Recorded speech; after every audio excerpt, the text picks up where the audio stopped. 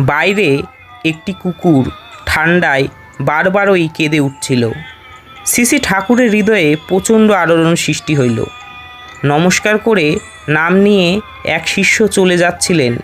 শ্রী ঠাকুর ব্যগ্র হয়ে একটি চাদর উঠিয়া তার সাথের ভক্তটিকে দিয়া বলিলেন, কুকুরের উপর ঢাকনা দিয়া আসেন, ঠান্ডায় বড়ই কষ্ট পাইতেছে। একজন আশ্রিত বলল, ঠাকুর, আপনার শ্রীদেহেরও ঠান্ডা লাগছে, এর জন্যই আপনাকে এই চাদরখানি দেওয়া। আপনি নিজে গায়ে না দিয়ে কুকুরের গায়ে ঢাকনা দিতে বললেন, তাহলে কি আমার গুরুদক্ষিণা আপনি গ্রহণ করলেন না?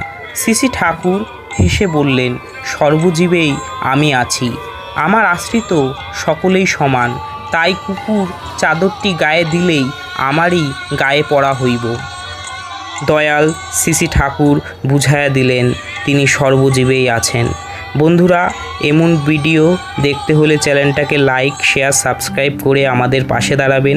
আপনাদের লাইক, শেয়ার, সাবস্ক্রাইব আমাদের ভিডিও বানাতে উদ্বুদ্ধ করে।